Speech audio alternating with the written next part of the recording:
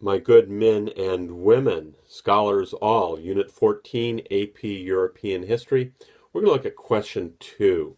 The first one was a question comparing two pictures, one of Nazi youth and Paris youth. And that one basically is showing you the difference between young people living in an authoritarian society under the totalitarian regime of the Nazis, and the Paris youth is showing you a liberated, a increasingly prosperous youth that's sort of challenging the power structure of the French government at the time, and some of the difficulties the French government has will be mentioned in question 2, which is contrasting the late 19th century European attitudes and policies about race to those after 1950. If you're looking at late 19th century, social Darwinism is the application of natural selection to society by Herbert Spencer, and survival of the fittest applies here to society. You see this in the scramble for Africa, the colonialism overseas.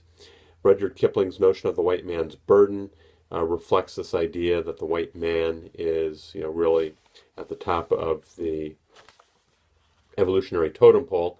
Anti-Semitism not only had a religious bias, but it was backed by the pseudoscience of eugenics and Darwinism. The Dreyfus Affair in France, Arthur Gobineau in France, and Houston Stewart Chamberlain, this English guy who became German, were all proponents of the scientific anti-Semitism.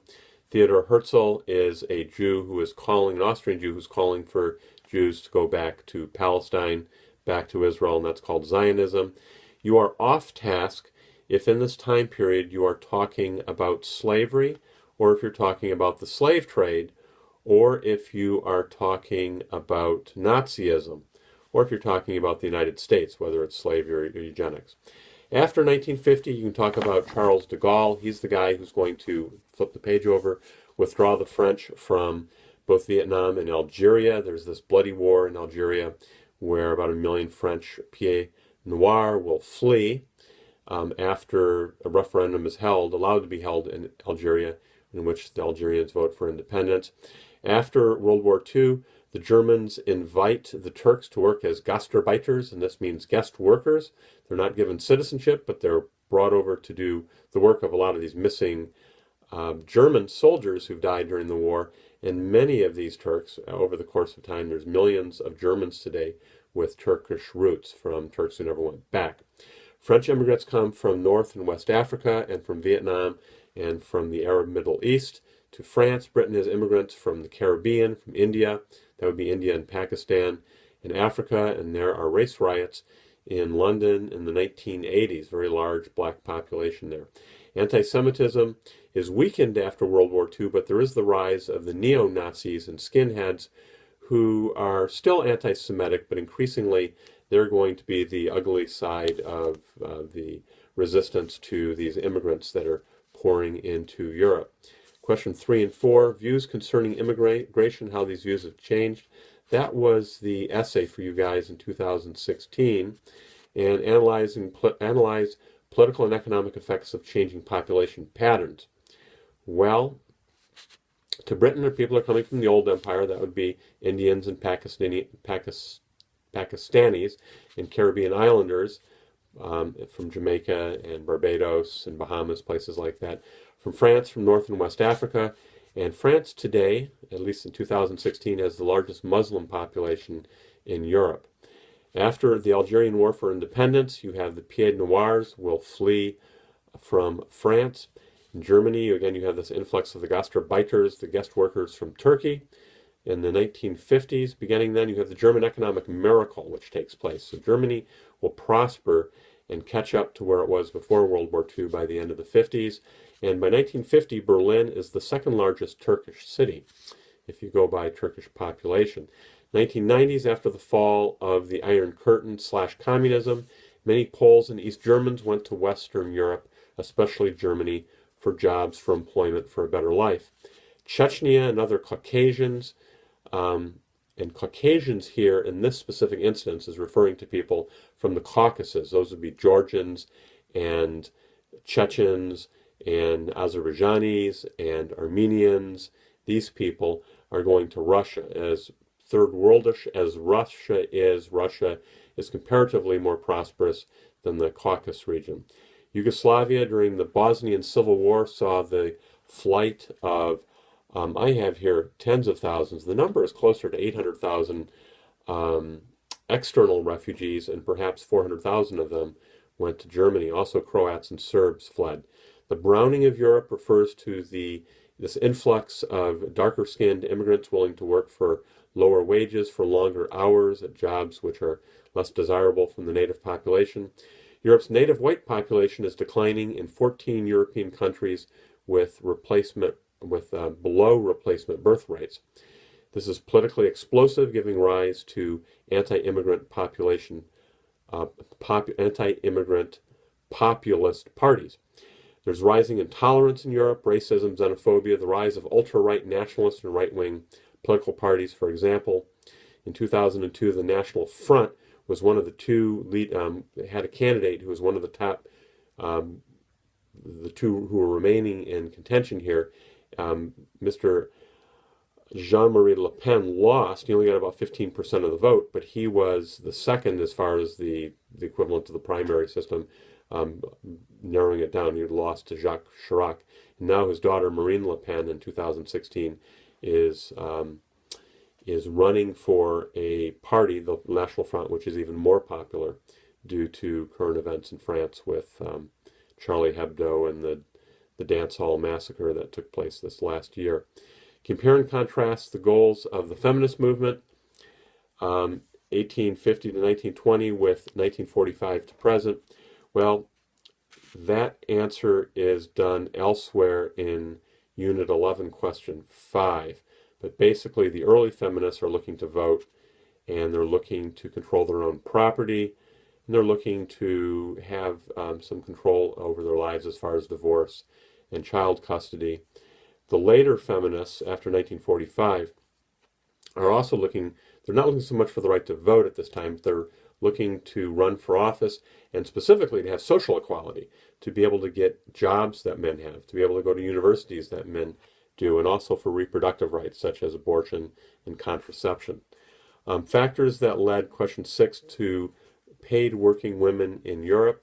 Well, the whole industrialization and urbanization that took place at the turn of the 20th century saw women working more cheaply, and poor families often needed extra income. You had technological changes. Labor-saving devices allowed women to spend time outside their home, and the appliances did a lot of the work that women would do at home, which made it easier to have, sort of your foot in the workplace and in the home. Appropriate work for women to be telegraph operators, to be telephone operators, to be typists, to do office work, to be secretaries, to be sales clerks. Other nurturing work, to be nurses. Florence Nightingale is sort of the person who begins nursing in Europe as a woman's domain area, and also teachers. Economic changes, increased consumerism and materialism created a demand for goods, a decline in agricultural income, and the movement to the cities created a need for women's income. As far as social change, during the wars, women took the jobs of missing men in farms and in industry. Communism rejected the bourgeois social organization that limited women's roles, and beginning with Lenin in Russia, women were the freest they had ever been in European history. They could have abortions, they could have divorce, they could have contraception, they could enter any job, they could go to university, they could vote, they could run for office. Communism saw the equality of men and women, just period. C. Examples of independent women: Florence Nightingale, Marie Curie, the scientist, Marine Le Pen, who's running for the National Front right now in 2016, Simone de Beauvoir, who wrote The Second Sex, about a woman needing control over her reproduction so that she can enter a world a competitive world with men on an equal basis. Margaret Thatcher, the famous conservative prime minister in the 80s in Great Britain. Compulsory education laws took children out of the workforce, allowing for space for more women. 5, political governmental policy changes. There has been suffrage, public education for women. Post-World War II legislation protected women's equality, And you have had, under the social welfare state, state-supported child care and maternity leave. You've had health and medical changes with, again, birth control / contraceptives, abortion, fewer infant deaths, and greater longevity, meaning you need more income for women and longer income for women, often, again, through the social welfare state. And the last question here, you don't have any blanks, so just some thoughts on the last one. Analyze factors that led to the expansion of the welfare state in Western Europe. How is it the Europeans have, by and large, the Western Europeans, free health care, free dental care, paid vacations? How do they have these very extensive disability and unemployment packages and generous pensions?